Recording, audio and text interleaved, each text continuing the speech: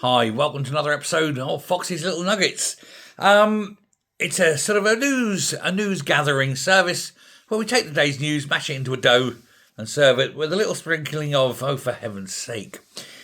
Well, start with the first story we've got, which is Andy Burnham, of course.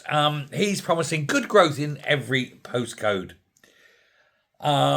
which is a lovely phrase. It sounds less like economic strategy and more like something you'd find printed on a bag of organic compost. Burnham is preparing a big devolution push, shifting power away from London and giving more authority to local communities. He wants parts of number 10 moved to Manchester.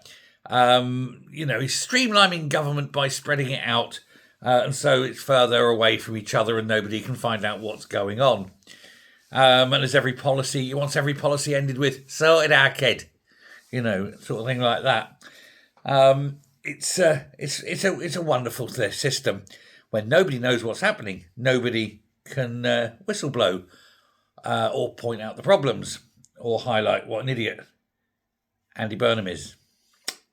Well, there we go. But it's interesting. It will annoy, of course, the Scots.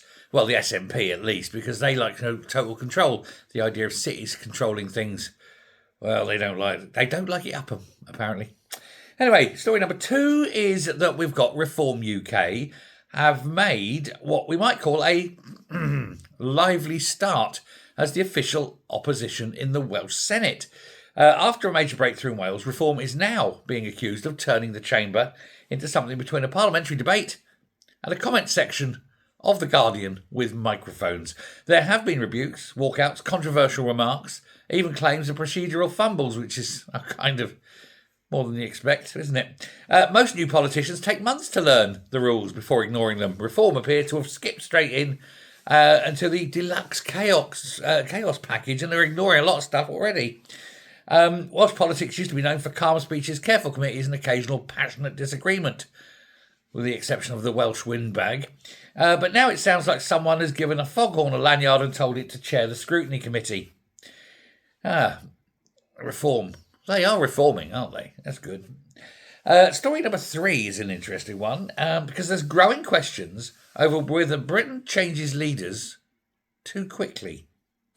One recent column argued that the public, media and political class, political class even, may be too quick to give leaders the red card. They're pointing to Starmer's resignation and the rapid churn of British politics. I think in his case it isn't too quick. It's not quick enough. Should have done it day one. But you can see the point. We used to have prime ministers that lasted years. I mean, obviously Thatcher was around for forever, 11 years. Blair, though I hated him, was hung around like a bad smell, didn't he? Even John Major managed about 6 years. And since then, it's chippity chop chop. They come, they go. They do not hang about. It's not necessarily a bad thing. Some of them deserve to go quickly, but others seem to have gone a little bit too quickly for some people's position. So what do? Go, congratulations, new Prime Minister. You'll have 14 months leadership period before we have to find a replacement for you. Or something. It's about that, isn't it? Maybe you want to put it on auto-renewal. Most of them forget and think, I'll get a cheaper quote later. And that isn't necessarily a good thing. Because British politics has started to resemble, I don't know what you call it, a football club owned by a nervous Russian billionaire, I suppose. You lose two balls, miss one open goal, annoy the backbenchers, and next thing you know, the manager's dragged into the boardroom and said, "Thanks very much for your efforts. Here's £1 million. Bugger off." I'm not saying that Starmer's going to be given £1 million, but he has got a tax-free pension that he's been filling up very nicely.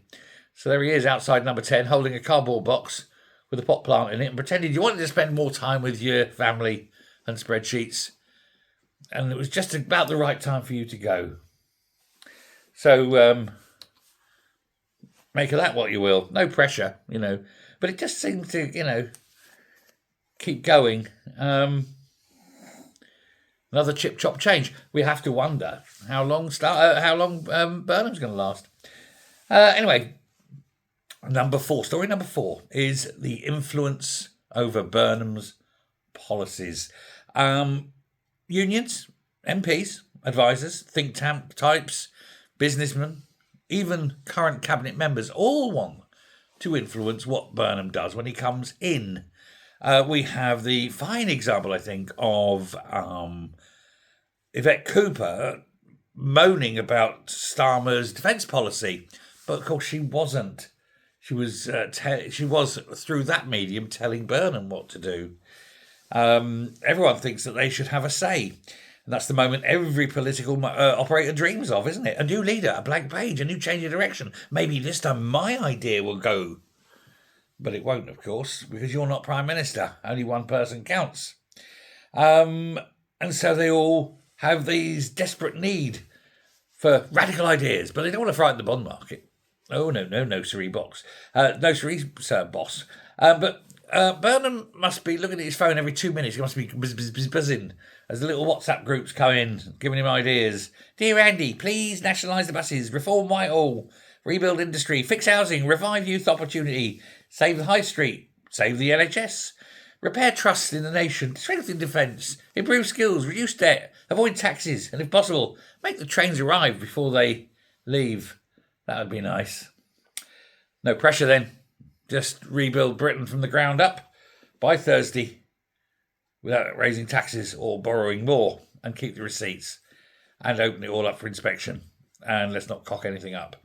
Oh, you've got to defend the nation. And you've got to prepare for war. With your own backbenchers. Oh, well, fresh start. Fresh air. Lovely. And finally, though, a hospital has just opened a roof garden. And this is brilliant. I think it's a great one. Because they say patients get locked in rooms, some of them long term.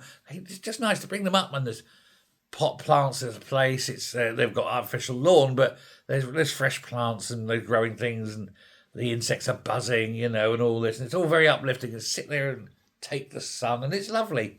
Although, to be fair, last few days might have knocked a few off, wouldn't have done it.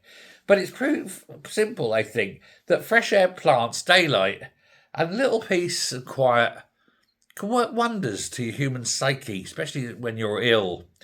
It's also proof sometimes the best ideas are beautifully simple. Get back to nature. Let's not have forms to fill in.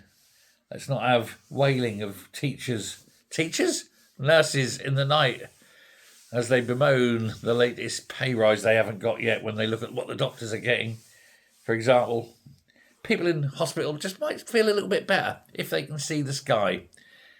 It'd be nice. It'd be nice if they could see a nurse, a doctor, some medication, or even get into hospital instead of waiting for 48 hours in A&E.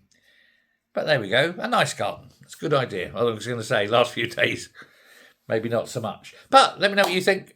Thanks very much. You're all wonderful. I've been me, and I'd like you to hit the subscribe button because, YouTube. Thanks a lot. Bye.